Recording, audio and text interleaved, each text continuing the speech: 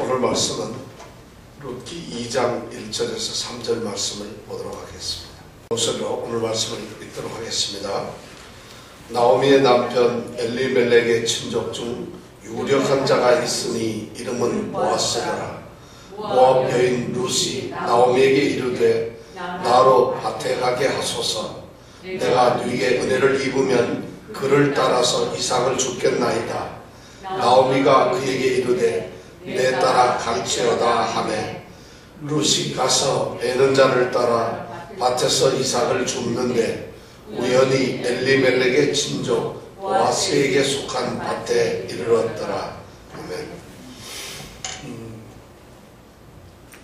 오늘 말씀은 이제 2장 시작이 되는 말씀인데 룻기는 전체적으로 4장으로 되어 있습니다. 1장, 2장, 3장, 4장인데 1장은 무대가 어딘가 하면 우리가 왜 연극을 보면은 장면 있잖아요. 뒤에 배경을 만들고 무대를 만들잖아요.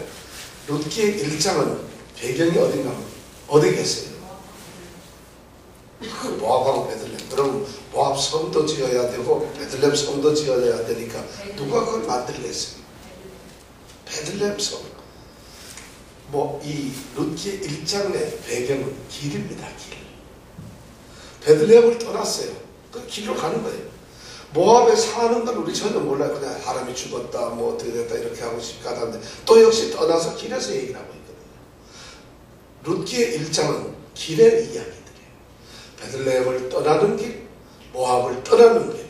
거기다가 더 놀라운 것은 이 나오미가 두 자부들에게 하는 말이 너희들은 너의 길로 가라 이렇게 얘기해요. 인생의 길까지 거기 다 있다는 것이에요. 그러니까 룻기서 1장은 길을 배경으로 하고 있어요. 그래서 길에서 일어나는 거예요. 그래서 인생은 길을 잘 선택해야 되고 바른 길을 가야 된다는 이런 메시지를 이 룻기 1장은 우리에게 던져주고 있습니다. 그래서 룻기 1장이고 2장은 배경이 어딘가 하면 어디겠어요? 2장은 보리밭, 밭이에요. 들이. 보리밭에는 무슨 일이 일어나죠? 홍금 집사님 무슨 일이 일어나요? 보리밭에서. 우리 시골에서 갑돌이하고 갑순이가 보리밭에서 일어난 일들이 뭐예요? 예, 여러분 우리 룻기 2장은 이제 밭에서 일어난, 들에서 일어나는 일들을 기록하고 있어요. 그래서 들에서 역사가 일어나기 시작을 합니다. 그리고 제 3장에 가면 무대가 또 말했죠. 지금 2장은 그러니까 여러분 보리가 다 익어서 지금 보리를 잘라내는 추수하는 그 들판을 상상하시면서 룻기 2장을 읽는 거죠. 배경을. 자, 눈을 한번 이렇게 지그시 감고 보리밭이 쫙 깔려있는 베들레헴의 들판을 한번 생각해보세요. 그래서 보리가 막 익었는데 그걸 지금 들판을 낫으로 베는 사람들이 쭉 베어요. 그리고 그 옆에 보니까 밀밭이 있는데 밀은 아직도 밭에서 자라나고 있다. 이것이 무대예요. 거기에서 룻이라는 여인도 나타나고 보아스라고 하는 사람도 나타나는 것이죠. 거기서 일이 일어나는 거고 대화도 하고 이런 일이 일어나는 것이죠. 그리고 3장에 가서는 무슨 일이 일어나냐면 3장은 배경이 어딘지 아세요? 마당이에요. 마당. 무슨 마당이냐면 보리를 잘랐으니까 어떻게 해야 돼요? 타작을 해야 되잖아요. 그러니까 타작 마당이 3장이에요. 타작을 하는데 이 타작 마당에 타작을 하면은 베어놓은 이 보리단을 어떻게 하죠? 세워놓죠. 세워놓으면 거기에 사람이 들어가기도 하고 나오기도 하는 거. 이거 기억나세요 혹시? 이병택 좀 시골에 그런 기억나죠?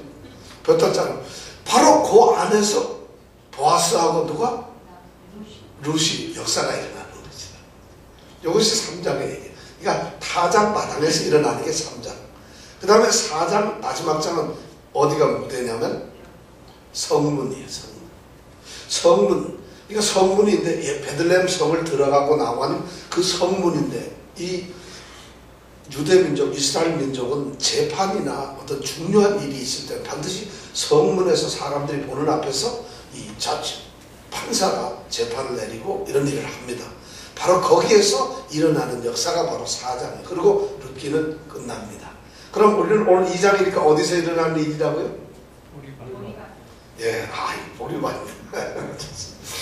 자, 보리밭을 전부 상상하시면서 다 기억을 하죠. 우리는 베들레헴이 지금 보리가 무르익어가지고 추수를 할 아주 좋은 계절이라고 생각하지만은 결코 행복하지 않은 두 사람이 있어요. 나오미하고 룻은 행복하지 않아요. 우리가 지난번 1장에서 모압 땅에서 이제 정말 돌아오죠. 그리고 베들레헴 성에 들어왔을 때 성이 난리가 났습니다. 왜 난리가 났느냐? 어디서 진짜 알아보지도 못한 거지 같은 정말 한 노파와 그리고 이 외국 여자 하나 딱 둘이 따라왔는데 그 사람이 도대체 누군지를 몰랐는데 이 사람들이 가까이서 보고 이가 누구냐? 이가 나오미냐? 하면서 전부 다 놀랐던 거예요. 놀람과 충격과 그리고 조금은 비아냥거림과 어쩌면 조금 멸시도 하고 이런 감정들이 복잡하게 엮여져서 베들레헴 성이 시끄럽게 요동을 했어요. 이 나오미와 룻이 돌아왔기 때문에 10년의 모압 이국 삶을 살고 돌아왔어요. 그러면서 이 돌아오는 순간에 외쳤던 이 나오미의 얘기가 뭐예요? 하나님이 나를 징벌하셨고 우리가 나가서 엉망이 되어버렸어요. 하나님이 우리를 이렇게 쳐가지고 하나님한테 우리는 벌을 받아서 내 남편 죽고 두 아들 다 죽고 그리고 여기 있는 이 모압 며느리 데리고 왔다는 그런 이야기를 하죠. 그러면서 자기 이름을 이제는 나오미라 부르지 말고 뭐라고요? 마라가 뭐예요? 부르지 마라. 선물이에요. 그러니까 나오미는 뭐라 그랬죠? 기쁨. 이제 기쁨이라 하지 말고 선물이라 불러라. 그렇게 하면서 자기가 처절하게 자기 고백을 하는 것이. 그러면서 내가 나갈 때는 풍족하게 나갔는데 돌아오면서 비어들어왔다. 비어들어왔다. 이런 얘기가 지난번 우리 1장에서의 전체적인 무대 그리고 보리밭이 있고 그런 두 여인이 어디서 살까요? 집이 있을까요?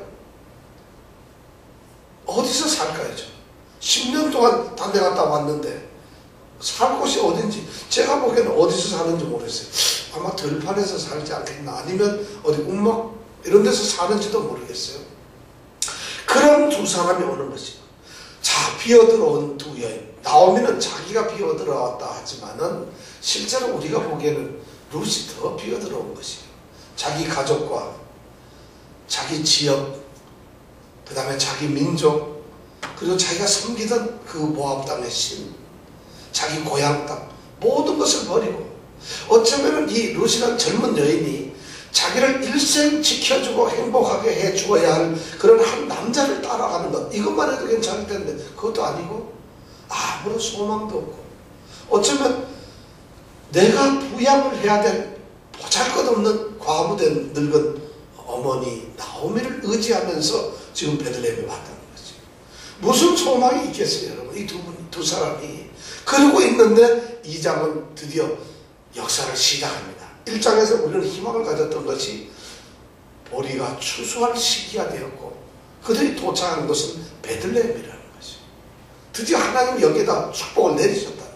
그런 광경 속에 이 두 사람이 있는데 2장은 이 사람들의 삶이 이제 어떻게 진행이 될 것인가. 도대체 나오미와 룻의 이 베들레헴의 삶은 어떤 모양으로 어떻게 발전이 될 것인가 하는 궁금증을 우리 독자들로 하여금 걸어드리고 있어요. 이 말씀은. 그런데 그 2장 1절의 말씀이 느닷없이 갑자기 뭐라고 되어 있어요. 시작. 나오미의 남편 엘리멜렉의 친족 중 유력한 자가 있으니 이름은 보아스더라. 아니 지금 나오미가 룻이 뭘 해야 되는가 이런 이야기를 이 저자는 쓰질 않고 있고 알지도 못하는 전혀 엉뚱한 사람인 하나 보아스라는 사람을 등장시키고 있어요. 2장 1절에 갑자기 보아스는 누굽니까? 이 드라마를 보고 있는 사람은 이거 왜 이런다 이거 채널 잘못 돌렸구나 9번으로 돌려야지 이러지 않겠어요. 보아스가 갑자기 나오니까. 그러나 하나님께서 지금 여기서 놀라운 역사가 없어요. 일부러 의도적으로 아직도 출연하지도 않고 등장하지도 않는 보아스라는 사람을 이렇게 나레이터를 통해서 소개를 하고 있어요. 보아스라는 사람은 중요한 두 가지 특징을 가지고 있는 오늘 말씀해 보니까 중요한 사람이에요. 보아스는 우선 첫째는 엘리멜렉의 친족이라는 거죠. 나오미의 친척이 아니에요. 나오미의 친척이 아니고 나오미의 남편인 엘리멜렉의 친척이라는 거죠. 여기서 우리는 엘리멜렉 남편의 친척이라는 얘기는 이제 장차 원래 형이 죽으면 그 다음에 어떻게 한다 그랬죠? 동생이 형수를 데리고 살고, 그 다음에 또 동생이 죽으면 이걸 뭐라 그랬죠? 계대 결혼이라서 세대를 이어서 하는 결혼이라고 하는데, 엘리멜렉, 나오미가 아닌 남편의 친척이라는 얘기는 바로 그것을 연상하고 있는 것이에요. 누군가가 이제 새로운 삶을 이루어가겠구나. 그럼 누가 시집을 가야 되는 것이죠? 엘리멜렉, 나오미의 남편이 죽었으니까 나오미를 데려가야 되는 거 아니에요? 그죠? 그렇잖아요. 근데 나오미는 시집을 갈 수가 없어요. 갈 수가 없어요. 그러면 여기서 루스에게는 뭔가가 역사가 있겠구나 하는 기대를 줍니다. 그런데 이 엘리멜렉의 친척이라는 그런 얘기를 하고 있죠. 자, 또 그리고 이제는 더 이상 그 얘기를 나가니까 나오미가 살고 있는 이 베들레헴은 외롭게 살아가는, 그냥 버려지게 살아가는 것이 아니라 뭔가 끈앞풀이 있어서 도움을 받을 수 있는 그런 사람이 있구나 하는 걸 지금 1절에서 이렇게 암시를 하고 있는 거죠. 이걸 지금 아직 스토리는 진행이 되고 있지 않지만 그걸 암시하고 있어요. 거기다가 무슨 얘기예요? 이 한 사람, 보아스라는 사람이 어떤 사람이라고 되어 있죠? 유력한 자라는 거예요. 유력한 자.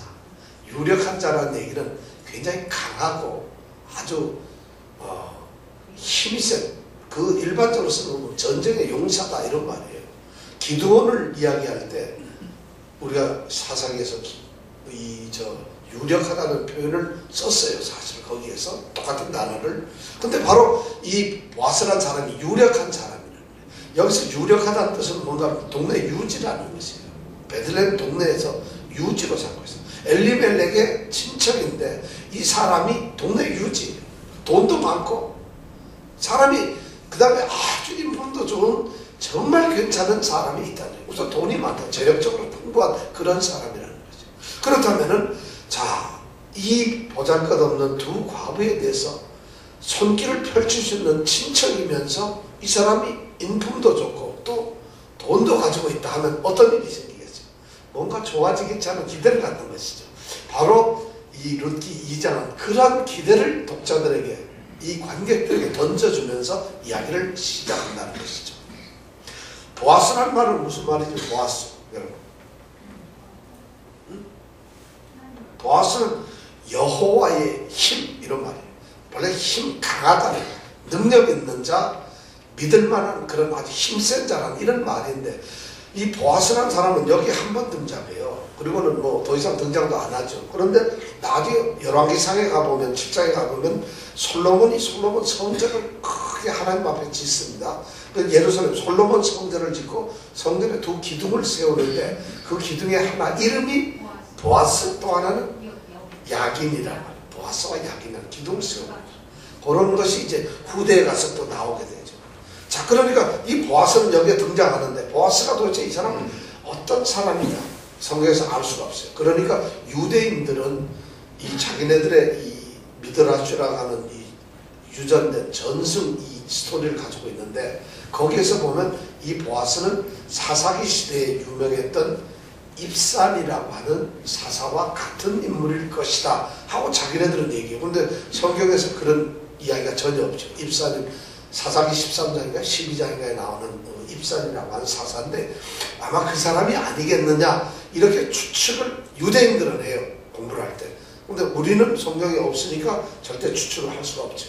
근데 하여튼 이 보아스는 유력한 자예요. 여기서 유력하다는 이 말이 하일이라고 하는 말인데, 이 히브리어로 하일이라고 하는 말인데, 이 하일이 나중에 3장 11절에 가보면은 보아스가 룻을 향해서 부를 때 현숙한 여인이여 이렇게 부르는데, 그때 그 말이 바로 이 하일이라는 말이에요. 그러니까 자기가 지금 유력한 사람이고 또 보아스가 이 룻을 부를 때에 하일이라고 동일한 아주 현숙한 여인이라고 부르는, 이렇게 부른다는 얘기는 두 사람이 선남선녀가 잘 만났다는 이런 것을 지금 의도적으로 이런 단어를 쓰고 있는 것이에요. 지금 여기에. 여러분들 그걸 기억하시고, 자 1절에 이제 드디어 우리는 보아스라고 하는 사람의 등장을 봅니다. 뭔가 가능성이, 드디어 이들이 그냥 죽지는 않겠구나 하는 희망을 품어줍니다. 그리고 2장에 2절에 이제 들어가 보면은 같이 한번 읽어보겠습니다. 시작. 나로 가져가게 하소서. 내가 네게 은혜를 입으면 그를 따라서 이삭을 죽겠나이다. 나오미가 그에게 이르되 내 딸아 할지어다 하매. 네. 드디어 여기서 2절에 보니까 모압 여인 룻이 이 이야기의 주동이 되기 시작합니다. 1장에서는 나오미가 두 며느리에게 나오미가 들어왔을 때 나오미가 이제 나를 나오미라 부르지 말고 마누라 부르라 하는 모든 이야기로 나오미가 주주를 이루었는데 2장을 오면서 드디어 모압 여인 룻이 이야기의 주인이 되어서 모든 것을 주도적으로 이끌어갑니다. 이야기가. 이제 주인공이 조금 바뀌는 듯해요. 물론 룻기는 지금도 싸웁니다. 나오미가 주인공이냐 룻이 주인공이냐 누가 주인공이냐 우리가 다 읽고 난 다음에 그 투표해가지고 우리가 정하자고요. 누가 더 주인공일까? 여러분 한 번이라도 빠지면은 잘 이거 판단을 하기 힘들대. 지금 1장에서 보면은 나오미가 주인공이에요. 틀림없이. 자 2장에 드디어 주인공 룻이 모압 여인 룻이라고 이렇게 이 기록자는 그렇게 기록을 하고 있어요. 그냥 룻이라고 그러질 않고 모압 여인 룻이라고 하는 거예요. 왜 이렇게 기록하는가 하면은 우리 이 책을 읽는 사람, 이 말씀을 듣는 사람으로 하여금 룻은 모압 여인이라고 하는 것을 기억하기를 바라요. 그걸 잊어버리면 이야기가 안 돼요. 그러니까 룻이라는 한 여인이, 이 여인이 무슨 유다 지방에서 잘 자라난 유다 지파의 이제 요조순녀라는 이런 말이 아니라 나오미를 도와서 봉양하고 효도하는 이 여인은 유대인 이스라엘 백성이 아니라 모압에서 온 이방 여자고 가장 천하게 생각하는 롯의 후예들이 그 모압 여인이라 그런 여인이라는 것을 지금 강조하고 있는 거죠. 여러분들 이 이야기를 들으면서 모압 여인 이것을 머릿속에 우리가 보리밭하고 지금 모압 여인을 기록해야 돼요. 모압 여인인데 이 여인이 지금 그렇게 얘기를 하고 있어요. 자, 가족을 떠나고 아무도 없는 상태에 와가지고 어쩌면 유대인들이 굉장히 배타적이고 보수적인데 그 옛날 3000년 전에는 어떻게 했을까요? 그리고 베들레헴이라고 하는 그 성내에서 모압 여인이 하나 들어와 있을 때 이걸 사람들이 어떻게 생각하겠어요? 그리고 그 사람이 무슨 훌륭하게 들어온 것도 아니고 거지가 되어서 둘이 들어온 것을 그것을 보면서 베들레헴 성중의 사람들은 그 여자를 어떻게 생각했을까요? 그런 모압 여인이 드디어 뭐라고 얘기해요? 어머니 제가 이제부터 뭘 하러 간다고요? 밭에 가겠습니다. 밭에 가서 뭘 한다고요? 이삭을 죽겠습니다. 밭에 가서 이삭을 죽으면 얼마나 좋겠어요. 근데 드디어 이게 뭐냐면 우리말로 하면 뭐예요? 어머니 제가 동양 좀 하러 좀 갔다 오겠습니다. 이거 아니겠어요? 자 일할 사람은 없죠. 그럼 둘이 뭐 하겠어요? 여자가 할 수 있는 것은 어디 가서 밥을 얻어든가 해야 되는데 마침 이게 추수 때니까 밭에 가서 이삭을 죽겠다고 이야기를 하는 거죠. 이삭을 죽는다 하면 여러분 생각에는 이삭 줄 서서 좀 장사가 되려나 좀 수입이 있으려나 할지 모르지만은 이스라엘 사람들은 밭에 이삭을 주우러 갔다 이러면은 금방 그렇지 이렇게 생각을 합니다. 왜 그럴까요? 이게 보면은 그렇습니다. 모세 율법에 보면 레위기 19장 9절 10절이나 또는 23장 또 신명기 24장 이런 데 가보면은 뭐라고 되어 있느냐면 모세가 율법을 정했는데 이스라엘 백성들에게는 굉장한 도덕법이 있어요. 밭에 추수를 할 때 보리든 아니면 포도나무에 포도밭이든 감람나무 밭에 감람나무 이 과수원이든 어떻든 좋아요. 보리밭이든 밀밭이든 추수를 할 때 추수를 베면서 모퉁이 끝에 있는 것은 자르질 않아요. 왜? 바로 이렇게 이삭을 줍는 사람들이 나그네들에게 그 다음에 외국 이 타향살이 하는 사람들 과부 고아들 그 다음에 이런 거린 이런 사람을 위해서 밭이 네모반듯 하면 이 모퉁이에 있는 거 모퉁이에 있는 거 자르질 않아요. 그래서 그걸 그 사람이 주워 가도록 해요. 그것뿐만 아니라 이 사람들이 배에다가 보면 좀 떨어지는 거 있잖아요. 부스러기 떨어지는 거. 그것을 주스면 안 돼요. 너희들은 절대 줍지 마라. 왜냐하면 고아나 과부들이 그것을 줍도록 해라 해서 자르다가 좀 떨어져도 줍질 않아요. 우리 이정문 집사님처럼 이렇게 꼼꼼한 사람이 이거 왜 안 주소 했다가는 율법을 어기는 거예요. 절대로 주셔서는 안 되는 거예요. 그걸 남겨둬요. 그리고 단을 쌓아가지고 이렇게 하다가 단이 이제 많잖아요. 그럼 다섯 이거 들고 가다가 하다가 톡 한 단이 떨어졌어. 그러면 아이고 이거 떨어졌구나. 그걸 다시 와서 가져가면 안 돼요. 어떻게 그럼 그 단어 어떻게 해야 돼요? 놔둬야 돼요. 어이씨 그럼 들고 갈 때 잘 들고 가야지. 이게 아니라 유대인들에게는 지금 레위기나 신명기서에 보면 모세율법에서 그것이 법으로 되어 있어요. 왜냐하면 그게 동족이라는 거죠. 같이 사는 것이. 절대 싹쓸이 하는 것이라는 게 있을 수가 없어요. 그것이 바로 지금 그것을 지금 염두에 두고 있는 거예요. 그럼 룻은 그걸 어떻게 알았을까? 룻이 신앙이 그만큼 좋았다는 모세율법을 알고 있다는 것이. 그러니까 이삭을 죽겠다고 나가는 것이. 그럼 이삭을 죽는 사람들은 우리가 그 신분을 금방 알아보겠죠. 누구겠어요? 과부나 고아나 가난한 거지들이겠죠. 그래도 추수하는 사람 뒤를 쭉 따라가면서 그 사람이 죽는 거지. 그러면서 동네 사람들 다 알죠. 아, 저 거지가 왔구나, 저 과부가 왔구나 하는 걸 다 알아요. 그런데 그렇게 남겨두게 돼 있다. 그런데 문제는 그렇게 해가지고 주스로 나간다는데 문제는 이 시대가 사사기 시대입니다. 사사기 시대는 하나님의 율법이 땅에 떨어져서 이스라엘 백성들이 하나님 말씀을 듣질 않아요. 그러니까 이 율법이 지켜지질 않는 것이에요. 그러니까 다 잘라가지고 있는 것도 남의 것도 뺏어가는 이런 세상이 되어버렸어요. 아무도 안 돼요. 그러니까 오늘 2절에 보니까 이 룻이 뭐라고 얘기하는가 하면 내가 네게 은혜를 입으면 이 말을 그래서 듣는 거예요. 혹시 좋은 사람 만나서 혹시 어떤 사람이 나한테 어떤 자비를 베풀어 준다면 그런 좋은 밭에 가서 그런 사람을 만나게 된다면 내가 이삭을 주워 오겠습니다. 이런 얘기. 그러니까 굉장히 정말 이 룻은 성경적으로 또 시대적으로 너무 잘 알고 있는 얘기예요. 그러면서 이제 그런 일을 하겠다고 얘기를 합니다. 그러니까 나오미가 그 얘기를 딱 듣고 있다가 시어머니가 딱 듣고 있다가 뭐라고 그러죠? 딸아, 내 딸아, 가거라. 허락을 해줍니다. 그럼 이삭 줍시러 갔는데 그냥 가면 되지. 뭐 엄마한테, 어머니 시어머니한테 허락받아야 됩니까?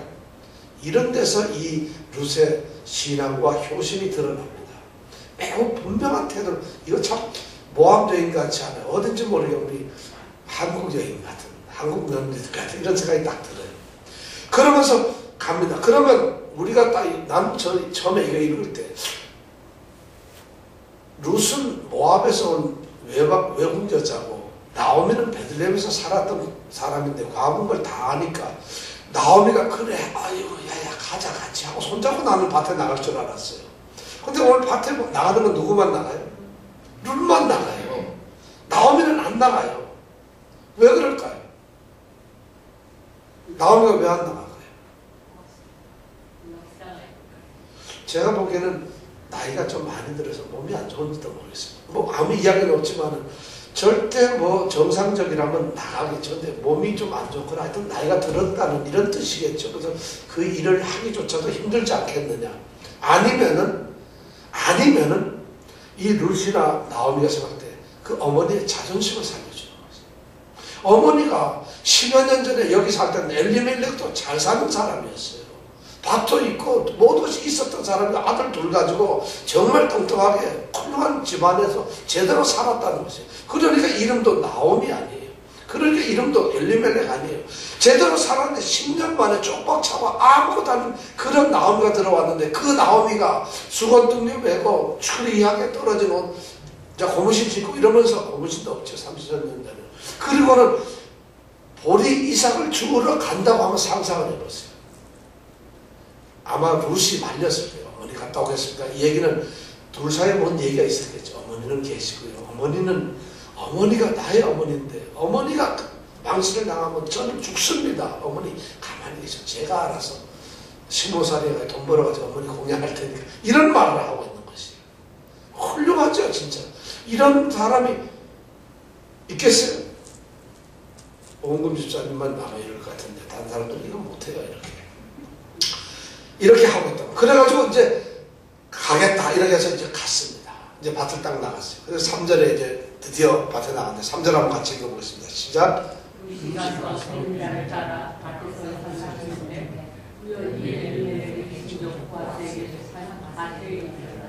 역사가 여기서 일어납니다. 룻이 갔어요. 거기 가서 여기서 베는 자라는 말은 추수하는 자예요. 나소리도 베는 거 추수꾼이에요. 추수꾼을 따라서 어떻게 되죠? 추수꾼을 따라서 지금 갑니다. 그 사람을 따라서 밭에서 앞에서 그 사람이 막 자르다가 보면 툭 떨어지면 얼른 죽고 2장 요 뒤에 가보면 혼자 죽는 게 아니에요. 이렇게 죽는 사람들이 애들이 몇 명 있어요. 그러니까 과들이 있었다는 게 이 얘기는 뭐냐면 이 1장 1절에 보면 그 땅에 흉년이 들었잖아요. 상당히 힘들었어요. 근데 하나님께서 권고해서 먹을 양식을 주셨다는 6절 말씀에 의해서 이제 흉년이 좀 나아지는 거니까 그 사이에 이런 과부나 거지들이 좀 생겼다는 얘기죠. 그러면 나오미만 죽는 게 아니라 지금 추수를 하는 사람이 요즘처럼 뭐 트랙터 끌고 가는 건 아니고요. 뭘로 하죠? 뭐 낫이나 이런 걸로 자르겠죠. 그럼 일꾼들이 지금 추수 때니까 동네 사람들이 공동체니까 큰 밭에서 아마 경계가 돼서 여기는 누구 밭, 여기는 이정은 집사님 밭, 여기는 우리 밭, 여기는 뭐 보아스 밭 이렇게 나눠져 있을 텐데 그 밭을 갈다 보니까 이 사람이 뒤에서 이삭을 줍는 애들은 과들은 지금 과부들은 따라가면서 떨어지면 서로 가서 죽는 거예요. 그것도 무슨 뭐 바구니 들고서 이렇게 주니까 지금 그 장면을 여러분들 한번 생각해보세요. 그러고 지금 가고 있는 것이에요. 그렇게 따라가는데 이거 무슨 뭐 누구 바치면 어때요? 다행히 오늘 좋은 사람 만나가지고 이 사람 밑에서 줄게만 해주고만 해도 고마우니까 쭉 있겠죠. 그런데 이 동네 배는 추수꾼들이 남자들일 거 아니에요. 그러면 젊은 여자가 있으면 어떻게 해요? 안녕하십니까? 이런 사람 봤어요? 어떻게 생각했어요? 거지고 과부고 이런 걸 뻔히 알잖아요. 왜냐하면 이거 주스러 오는 사람은 신분이 이미 정해져 있는 거니까. 그러니까 이 사람들이 나중에 2장 요 뒷장 다음 주에 보면 이제 그런 얘기들이 나오는데 하여튼 뭔가 그런데 그 창피를 무릅쓰고 죽고 있어. 그리고 죽다 가다가 보니까 어디 가게 됐다? 어느 밭으로? 자 이래가지고 우리 최유성 집사님의 밭까지 지난 다음에 그 다음 간 데가 누구네? 보아스네 맞죠. 그것을 지금 이 룻은 알지 못해요. 나오미도 그렇고 아무도 모르는데 단지 이 저자만 드디어 룻이 보아스 밭에 들어갔구나 하는 거지. 기록하고 아무도 몰라요. 그지? 근데 여기 3장에 보니까 드디어 우연히 엘리멜렉의 친족 보아스가 소유하고 있는 밭에 들어갔더래요.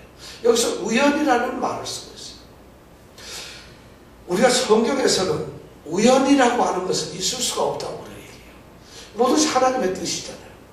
하나님께서 이미 계획하시고 하나님이 다 작정을 하신 하나님의 정하신 것인데 여기 룻기에서는 놀랍게도 우연이라는 말, 이 뒤에도 가면 또 우연이라는 말을 쓰는데 우연이라는 표현을 써요. 우연이는 뭐예요?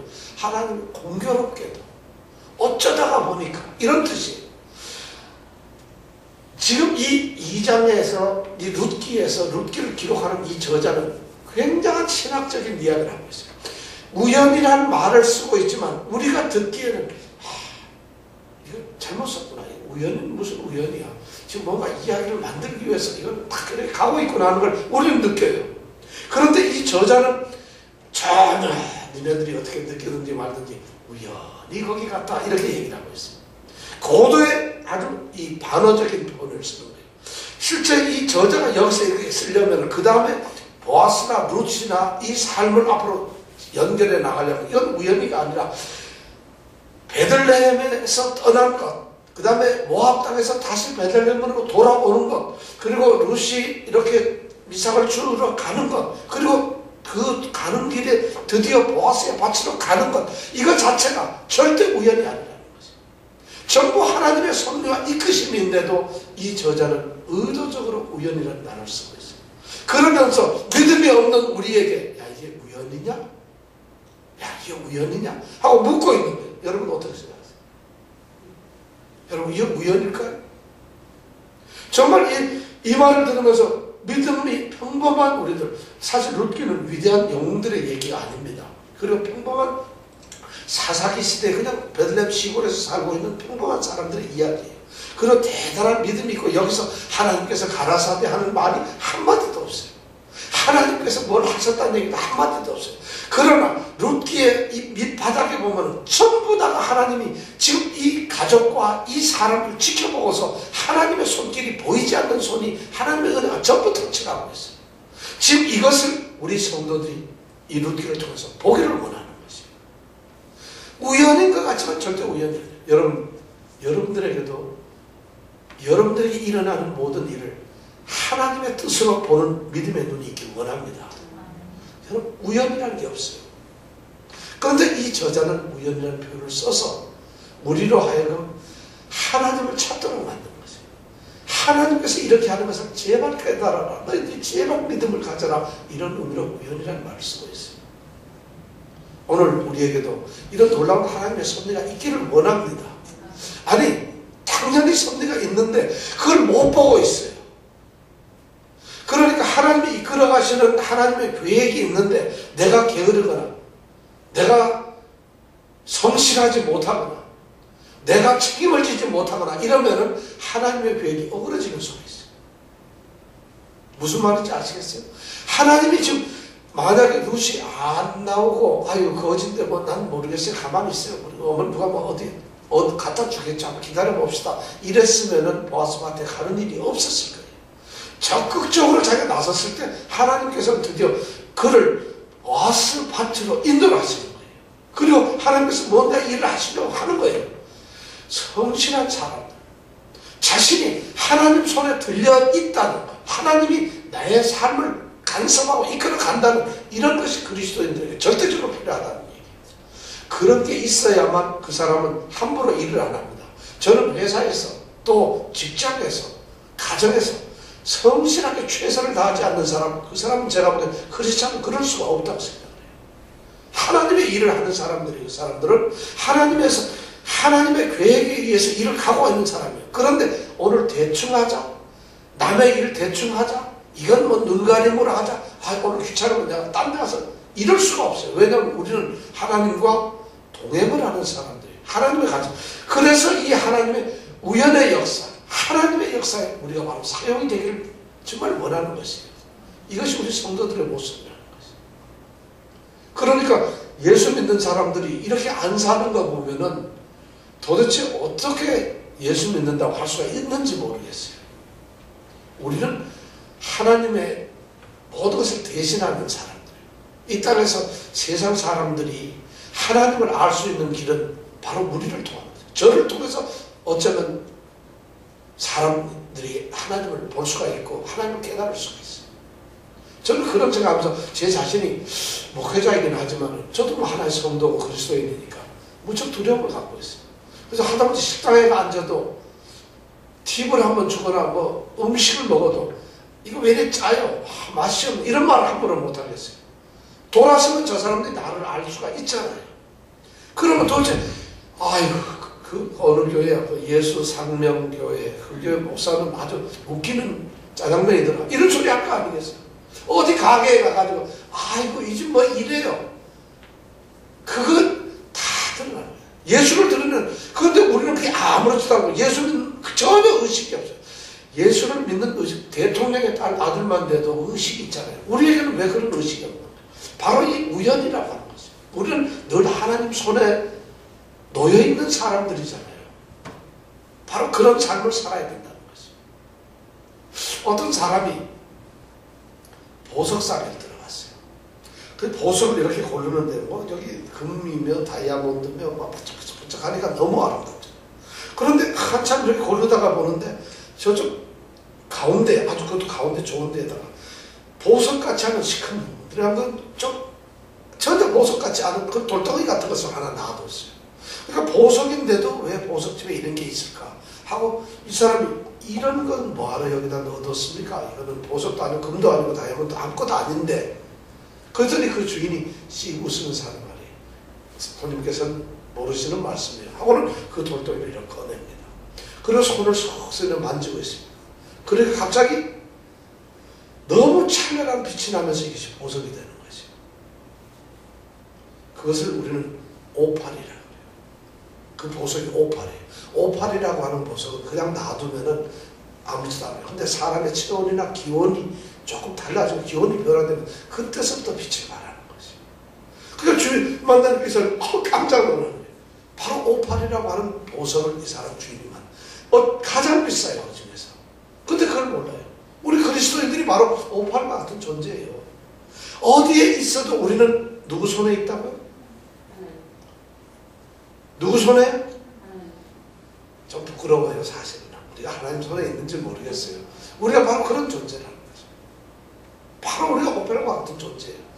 사람들이 우리를 그렇게 인정을 해줘야 돼요. 사람들이 그런 은정을 받아야 돼요. 이 룻기에서 룻이라는 여인은 지금 그런 존재로서 살아가고 있는 것이었어요. 아무도 모르죠. 하나님께서 그렇게 만들어가고 있는 것이에요. 우리 모든 예수님께 성도들 오팔과 같은 존재가 되길 원합니다. 정말 하나님이 그렇게 생각해요. 그래서 어디에 있든지 그리스도의 향기를 드러내고 예수 생명교회 성도, 하나님 그리스도인 성도라는 것을 드러내는 그런 성도들이 되시길 원합니다. 자, 기도하시겠습니다. 오늘 룻이라는 한 여인이 이제 드디어 이삭을 주고 나갑니다. 그 이삭을 주우러 따라다닙니다.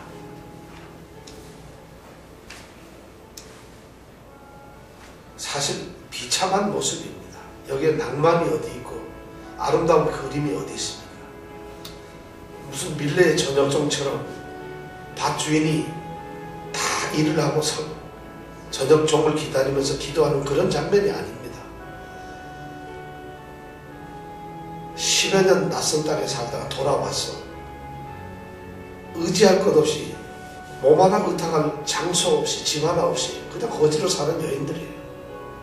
그 여자가 이제 먹고 살려고 생존 때문에 정말 과부나 고아들이 하는 그 이삭 줍기를 지금 나갔어요. 그러나 이제부터 일어나는 역사는 정말 오팔과 같은 놀라운 역사가 일어납니다. 이 룻의 아름다운 심성과 그가 하나님을 향한 변함없는 그런 믿음, 그리고 자신이 이제 모압이라고 하는 땅에 사는 이방 여인이지만 베들레헴이라고 하는 하나님의 약속의 땅에 와서 하나님의 사람이 되고 하나님의 백성, 그 하나님이 나의 하나님이 되는 굳은 신앙의 고백을 하고 이 룻은 나오미 시어머니를 공양하면서 이제 2장 이후로 나오는 그 모습을 보면 세상에 둘도 없는 아름다운 여인이 됩니다. 정말 현숙한 여인이 됩니다. 오늘 우리도 우리의 모습을 정말 우리 자신이 비춰보면서 나는 성도로서 세상 사람보다 못하지 않는가? 나는 얼마나 무책임하고 함부로 말하고 내 행동을 통해서 세상 사람과 비교했을 때 내 모습이 어떻게 비춰질까? 아니 하나님께서 저울을 가지고 세상 사람과 나를 놓고 무게를 쟀을 때 둘이 똑같다면 어떻게 될까? 성도의 놀라운 그 신분, 고귀함을 우리가 잃어버렸습니다.